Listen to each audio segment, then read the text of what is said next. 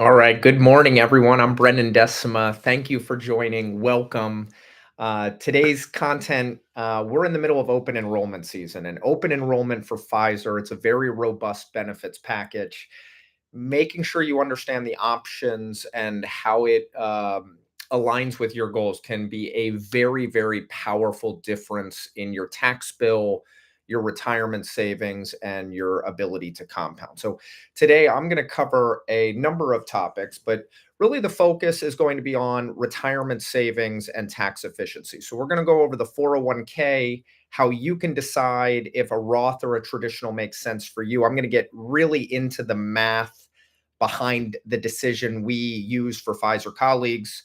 If you're looking to save more, we'll talk a little bit about how the spillover and the PSSP works. We'll talk about key changes for 2026, and then we'll talk a little bit about the health savings account, what it is, and how it benefits you. So again, I'm Brennan Decima, owner of Decima Wealth Consulting, and we're going to dive right in today. So if we think about the 401k, the Pfizer PSP, what do we need to know for 2026? So in 2026, the employee salary deferral limit has changed. It goes up $1,000. So anyone can contribute 24,500.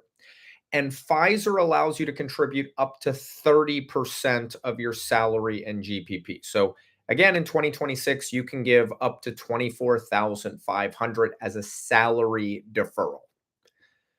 Now, there's some other changes to contribution limits, but the total amount that can go into the Pfizer PSP in 2026 is 72,000. Now, that's a combination of both the employee and employer contribution. So you're going to notice that the amount that the IRS lets you let's go into the PSP is quite a bit higher than that 24,500. So we'll talk a little bit about what options you have once you hit that 24,500.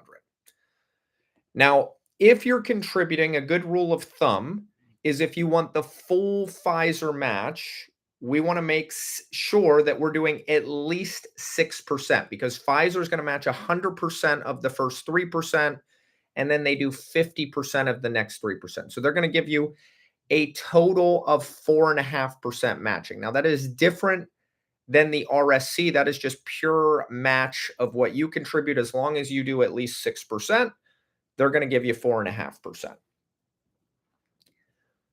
So let's talk a little bit about what to pick and why. So two main options for the PSP, the traditional and a Roth. And Roth is getting a lot of press right now because tax-free is sexy and people like avoiding paying taxes.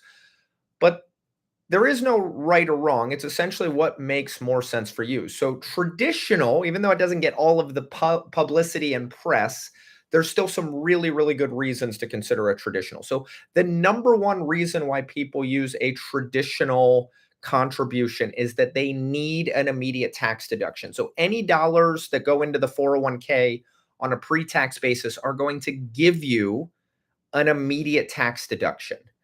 Now, where that's really powerful is if you're someone that's in a really high tax bracket in 2026, so 32%, 35%, 37, you're in a state like New York or Connecticut, your taxes are over 40%. Well, you can avoid those high taxes by using a pre-tax. So you can remove 24,500 from your taxable income in 2026. Now, for most Pfizer colleagues that we work with, their income when they leave the company is going to be lower than their peak years. So if you're someone making 400, 500, 600,000 now, well, in retirement, you need to really consider, do I expect to continue making income anywhere near that level?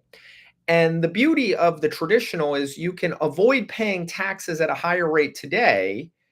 If you think your rate's going to be lower in the future, you then withdraw it at a lower rate. So that's really, really powerful if you think rates are going to be lower in retirement. Now, that doesn't mean everyone should do traditional. So Roth is where all of the publicity is coming from. Everyone's asking, how do I get more money into a Roth? Well, for a Roth, the benefit of a Roth is you do not get a tax deduction. So it's after tax money, but all growth, dividends, interest, earnings is all going to be tax free. So for someone that has a very long time frame to retirement and they're taking investment risk and they expect a lot of growth and gains, the Roth can be really powerful because all of that growth and gains is tax free.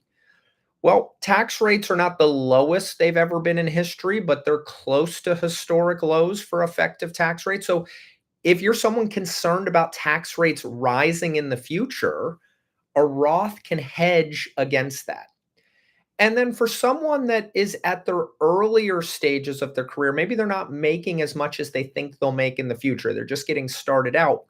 Well, if you're someone that's in a fairly low bracket in 2026 and you expect to earn more or have more net worth in the future causing higher taxes, then a Roth is really, really powerful. Now, how do you calculate the cost of a Roth? So Roth is an art and a science, right? So the art is, we don't know what tax rates will be in the future, right? So we don't know what investment returns will be. So there is an art to that. But we can determine the science and know how much that it costs to fund a Roth and then use an informed planning process to decide, hey, what does it mean if I had that extra money?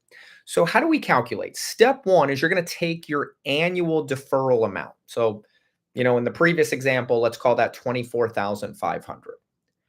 We're going to divide it by 1 minus the tax rate. And then that's going to give us the total pre-tax earnings we need.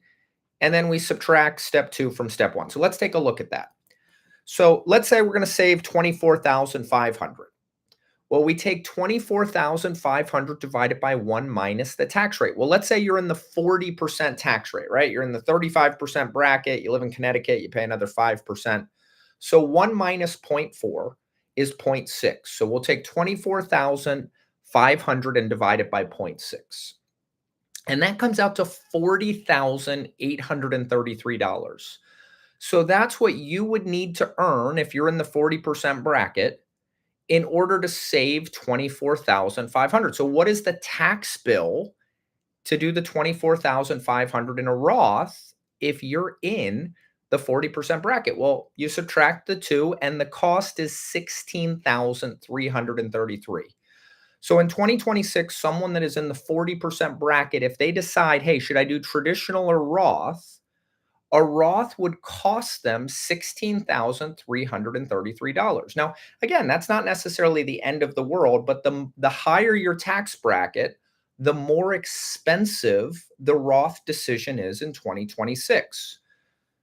Well, what does that extra 16,000 mean for you? If you're someone looking to pay down mortgage or debt before retirement, well, that's $16,000 that you're not able to put towards debt. So a traditional would allow you to put an extra 16,000 towards debt.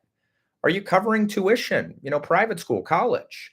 What would 16,000 mean for your tuition bills? Maybe you're someone that, is just going to invest that. Well, that's 16,000 that could be additionally invested and compounding. That's really powerful. Maybe you've got some big travel plans while the kids are still now. You want to take vacations with the family. What would 16,000 mean for your travel budget?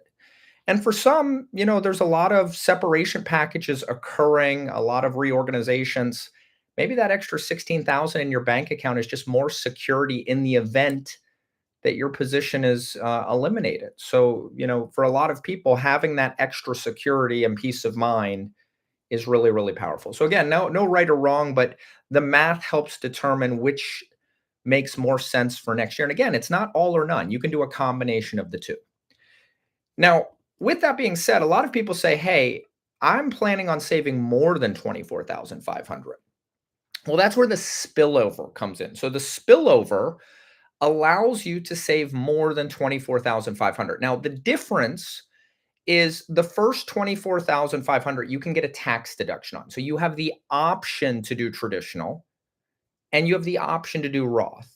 Well, after 24,500, you don't have the option to get a tax deduction. Everything in that bucket is after tax. Well, with the spillover, that after tax has a really, really powerful opportunity.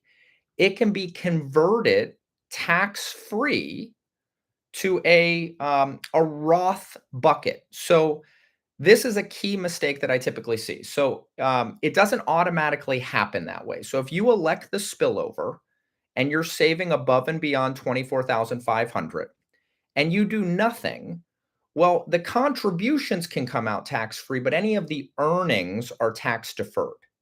However, if you call the benefit center and say, "Hey, I'd like to do a Roth in-plan conversion," well, now that growth is tax-free instead of tax deferred. So this is really, really powerful. I had a Pfizer colleague come to me recently and they said, "Hey, I'm planning on retiring. I've been putting money into the after tax for years." And their previous advisor never told them to call the benefit center. They never did that Roth in plan conversion. So they had hundreds of thousands of dollars in an after tax bucket. And instead of that all being tax free, all of those earnings are tax deferred. So that mistake unfortunately cost this colleague thousands of dollars in what could have been easily avoidable taxes. So make sure you don't repeat that mistake. If you're planning on doing the spillover, call the benefit center. Make sure you elect to do the Roth in plan conversion. So let's look at an example. We talked about the total limit for 2026 being 72,000. Well, hypothetically speaking, let's say you're someone that did the pre-tax, you did 24,500, you maxed that out, and let's just say Pfizer matched 12,500 as an example. Well, between you and the company, you put in 37,000, and if you subtract that from 72,000, the spillover, the amount you have left of wiggle room is 35,000. Well, that's powerful. That's 35,000 that you can get into a Roth, a Mega Roth backdoor conversion, and now it's growing tax-free instead of tax deferred. So a lot of the colleagues we work with, they are doing pre-tax if they're in a high bracket up to that 24,500, and then they're also getting $35,000 into a Roth, and now they have the best of the both worlds. They've maxed out the tax deduction afforded to them. They're also maxing out the spillover and getting that into a Roth as well. Now, for those that are over 50, there's two big changes to be aware of. So the first is if you're over 50, you can do a catch-up contribution. And in 2026, that goes up to $8,000. And if you're between the ages of 60 and 63, you can actually contribute more than 8,000. You can do 11,250. Now, a really, really big change for 2026 is high income earners. So previously, you could in 2025 and before, that catch up could be put in pre-tax. You could get an extra tax deduction for the catch up. That goes away in 2026 if you make more than 145,000. So if you make more than 145,000, you can still put in the catch up, but it has to go into the Roth. You do not have the option to get a tax deduction if you make over 145,000 on the catch up contribution starting in 2026. Now, for those that are looking to get additional tax deduction, so a lot of the retirement pundits out there encourage saving 15% of your pre-tax income. Well, let's use an example of someone making 400,000.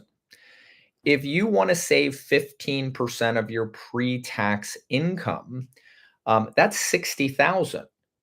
Well, the 401k limits are 24,500. So there's a really, really big gap between what you're encouraged to save and what you're allowed to save. And that's where deferred comp was created. That's what the supplemental savings plan is. It's for high income earners, and it allows them to get an additional pre-tax contribution once their 401k limits are hit. Now, there is no IRS limit on the amount you can get into deferred comp. Pfizer limits you to 30% of your salary and GPP, but there is no dollar limit. It's pure percentage limit. Now, why do people consider the PSSP? It's so they can supercharge their pre-tax deduction. If there's someone making 400, 500, 600, well, that's wonderful. You can get in a much bigger percentage than the 401k allows. And even better, Pfizer's going to continue matching that 4.5% of any dollars that go into PSSP. Now, Who's eligible for the PSSP? So the 401k in 2026, once your salary and GPP goes over 360,000, a lot of Pfizer colleagues call that the trigger, right? That's when the 401k cuts off and any savings after 360,000 are directed to the PSSP if you enroll. Well, I have a lot of people come to me and say, Brennan, I don't think my GPP and um, salary are going to meet 360, but I still saw money go into the PSSP. How does that happen? Well, there's two ways that that happens. One, you took advantage of the spillover and you got all the way up to that 72,000 and you were still owed an RSC contribution, that retirement subsidy contribution by Pfizer. Well, if your 401k is maxed and they owe you an RSC, then Pfizer is going to put that in the PSSP because no additional money is allowed in the 401k. So that's reason one that you'd see money in the PSSP even though you didn't make 360. The other way is something called the trigger. Now, what the trigger is Pfizer looks at your 1231 contribution percentage. And where this typically happens is, let's say you did not max out your 401k and you don't realize it until October or November and you try to catch up at the end. A well-meaning advisor says, hey, you still have money that can get into the 401k, ratchet your contribution all the way up.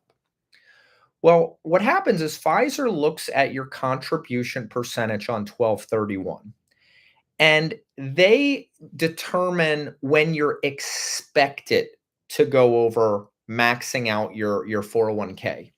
So the way to calculate your own personal triggers, you take the total amount allowed in the calendar year. So in 2026, it's 72,000 and you divide it by your contribution percentage and the company match. So let's use that previous example. Let's say your advisor, well-meaning, doesn't understand the Pfizer trigger.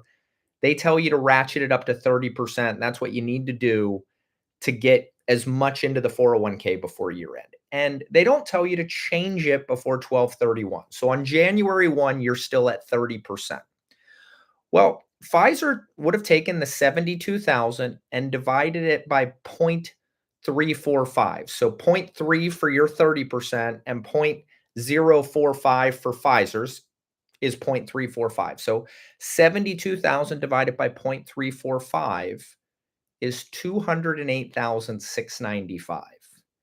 That's a heck of a lot lower than 360. But in 2026, if that's your trigger, as soon as your compensation hits that 208, you're going to be cut off from the 401k. Now, that means at that compensation level, all dollars are directed to the PSSP. So, where is that a pitfall? That means you might not have maxed out your 401k, but you're cut off. You're not allowed to contribute. It also might mean you didn't get the full Pfizer match and you're cut off. So, the trigger is really, really important to be aware of if you're enrolling in the PSSP. And if you need help with that, that's something we help colleagues out with all the time. We can help calculate your personal trigger. That needs to be calculated each year because the income limit changes every year. So in 2026, it's 360. It was 350 in 2025. So every year we need to look at your contributions and the limits to see what that trigger will be. Now, if you do decide to enroll, there's a couple key things to be aware of. The first is the default option is lump sum. Now, that is a giant potential ticking tax time bomb. If you leave it as lump sum and all of a sudden multiple years of PSSP contributions go in, well, we've seen horror stories left and right with the special separation of, PSSP is set as a lump sum. You're still in your peak work earning years. You're not planning on retire. You get a massive separation package and you find a new job with a competitor. And all of a sudden your PSSP pays out as a lump sum. And now you're taxed at an even higher rate than what you were deferring as. And you end up paying considerably more in taxes to the IRS. So really, really good rule of thumb is to think about the role PSSP will play when you leave the company. Are you going to leave the company and go continue working and make good money? You may want to think about doing something other than the lump sum. If it's a bridge to Social Security or a bridge for the first few years of retirement, installments can allow you to spread that tax bill over multiple years. And it also gives you the potential to avoid state tax. So with the PSSP, when it pays out, it's taxed in the state that the income was originally earned, even if you don't live in that state anymore. So let's say you're in New York or Connecticut, and in retirement, you're planning on going to Florida with no state tax. Well, that PSSP, even if it pays out when you live in Florida, will still be taxed in New York or Connecticut, wherever you lived, unless you choose installments that are 10 years or longer. So a lot of people have talked about the Otani mega contractors, the MVP, and they're wondering, hey, why is he taking so little income today and then a lot of it will be deferred payout in the future over many years? Well, that's to avoid California state tax, most likely. And the same thing applies with deferred compensation for Pfizer. If you do a 10-year or greater payout of the PSSP, it will avoid state taxes if you've changed locations and live in a state that has lower taxes. So just something to be aware of there. Now, if you decide you want to make a change, it has to be done 12 months prior to leaving the company. And that's what hurts a lot of people with the special separation package is they're not thinking about it. All of a sudden there's a reorg and they've got 60 days until their termination date. The PSSP cannot be changed at that point. It's irrelevant. So just something to be aware of is thinking through distribution options at the time of enrollment to maximize flexibility and financial planning. And then finally, we're going to get into the HSA, the health savings account. So primary benefit of the HSA, and this is for someone with high deductible health insurance. But if you do high deductible health insurance, the HSA is something that gives you an additional tax deduction. So every dollar that goes into the HSA is tax deductible. So if you're a high income earner and you're very healthy and you're not maxing out the deductible, well, great. High deductible plan can allow you to get an even bigger tax deduction. Now, it's the only account that has a triple tax advantage. So it's tax deductible going in. The earnings are growing either tax deferred or tax free, and withdrawals are also tax free. So essentially, this works like a traditional and a Roth in the sense that the traditional deduction when it goes in, and then it's tax-free growth if it's used for healthcare. Now, in 2026, contributions have changed a little bit. If you're on self-coverage for health insurance, you can put in $4,400. If you have a family plan, you can put in $8,750. And then if you're age 55, a husband and a spouse can both put in an extra $1,000. So if you're married on a family plan and you're 57, you can put in $10,750 in 2026. So hopefully this is helpful. If you have questions about your own personal enrollment, give us a call. You can visit us at decimawealth.com, email brennan@decimawealth.com, or give us a call directly. Again, I'm Brennan Decima, owner of Decima Wealth Consulting. Hope you have a wonderful holiday season and make sure you take advantage of open enrollment before. Have a great day.